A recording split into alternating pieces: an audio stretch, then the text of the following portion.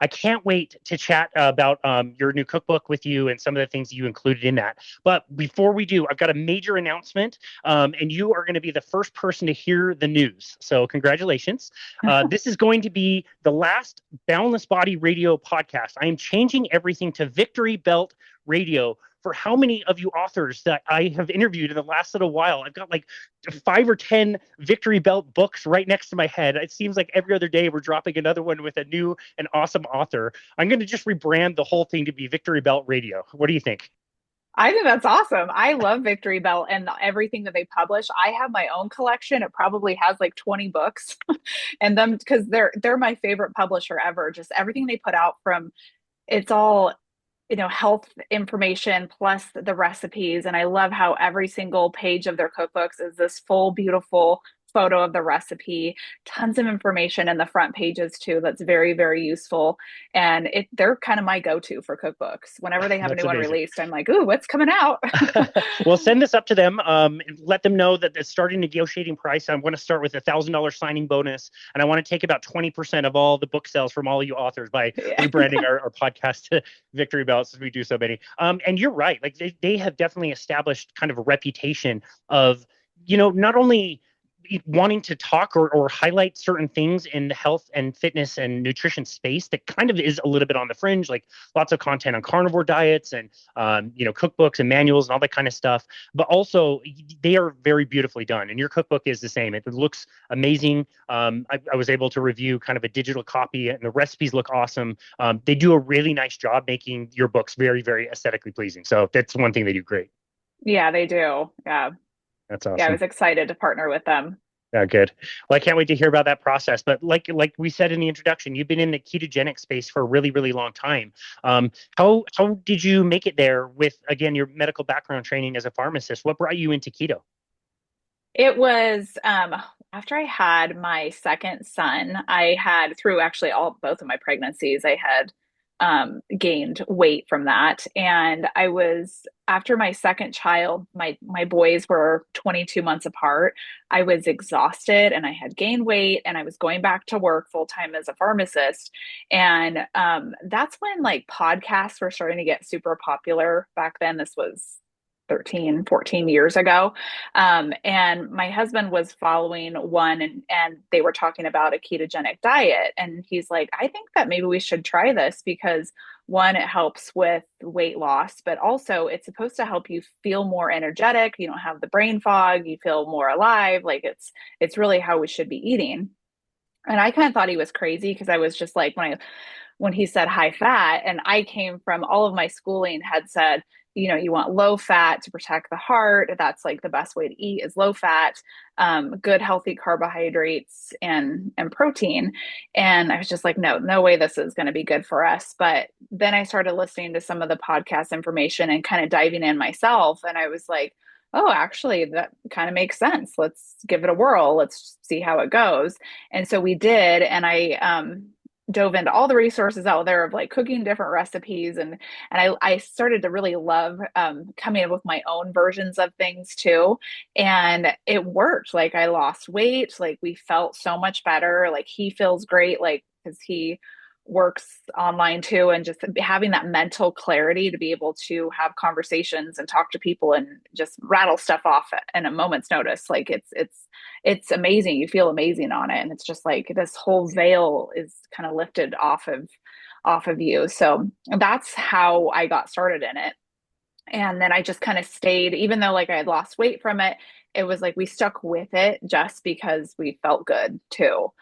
And then since then, I've kind of transitioned into incorporating more protein in our diet as the boys have gotten older. And I've had kind of my own struggles of just kind of age and going through perimenopause and kind of burnout too, because I was doing pharmacy and starting my KetoFocus YouTube channel and website. It was a lot of work. It was kind of like that was my side hustle. And so I was sleep deprived and my hormones were just all out of whack. And so I I started to shift towards doing more higher protein stuff and then bumping up my carbs a little bit more just because I was working out. And I feel like that's been a sweet spot for me. I was able to break through another weight loss plateau with just eating more protein. And my boys are both athletes too, like they're multi-sport athletes. So we're always hounding them on like, you've got to eat enough protein because you're so active throughout the day. You need to build more muscle. So that's kind of where we're at now with the way we eat. And I think it's what works best for our family right Super now. cool. Yeah, it's Mm-hmm. super cool. It's interesting once you've been in this world for long enough, how unsuspenseful some of the like before and after stories are. Like when it gets to the moment that somebody's willing to try a ketogenic diet, I'm like, yep, I know everything you're just about to say. It's like Uh-huh. there's no surprise left anymore. And I do want to ask you about your training and an opinion on something. So the first part of the question is, how much training did you get in school about nutrition? I mean, obviously, hearing about this crazy diet with tons of fat, that goes absolutely against what you were taught kind of in the medical industry. How much training did you get in nutrition while you were there? It was like maybe just a couple of semesters of it. I don't even think it was a full year of it when I was in pharmacy school. So yeah, it wasn't very much. Just kind of like the basic stuff. And Yeah. I hear that's what medical school is like too, is that it's just literally a semester or two of of nutrition.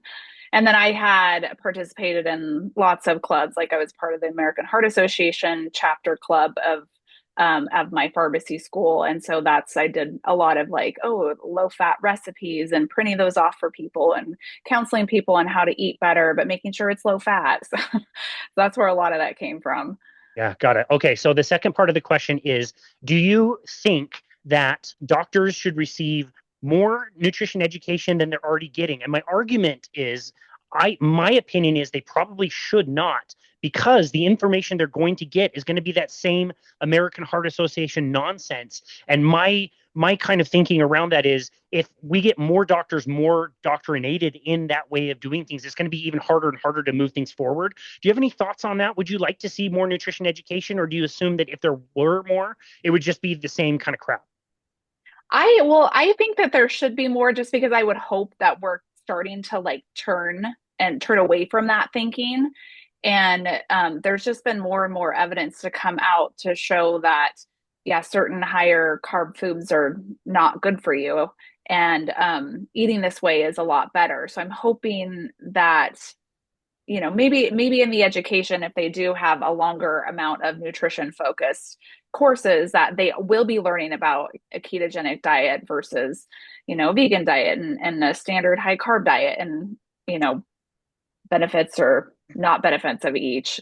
Yeah, I would hope that too, but it just seems like it's getting more and more ridiculous. Like studies that come out from the American Heart Association that say fasting is bad and there's no data attached to it. You can't even find where they decided to say that, or the American Diabetes Association and all these recipes they're putting out there that are like 50, 60% carbohydrates. It's so embarrassing. The food compass that came out from Tufts University that has like branded, like name brand cereals are healthier for you than ground beef and chicken. At some point, I would just really hope that like our common sense would just kind of wake up from some of that stuff and realize how ridiculous those messages are. Yeah, I agree. And it's interesting too in pharmacy school when we learn about all the guidelines of if somebody has this, whether it's diabetes or high blood pressure, there's these guidelines that you're supposed to follow of how you treat them. And the first thing is always diet and lifestyle, but we're not really taught exactly how to tell somebody to change their diet and lifestyle, other than saying like, eat less, exercise more, eat low fat, eat good carbs, that sort of thing. And it's just like, but that's the first line of defense that you have to, like, you should be going to. But it's more of like, I think, unfortunately, a lot of doctors and pharmacists, they think that that person probably has already tried that and failed it, or they're going to fail it. And so that's when the medications come in. Yeah. But I think that we need to go back to number one, because that one, it really is the best thing for people Yeah. rather than resorting to medications.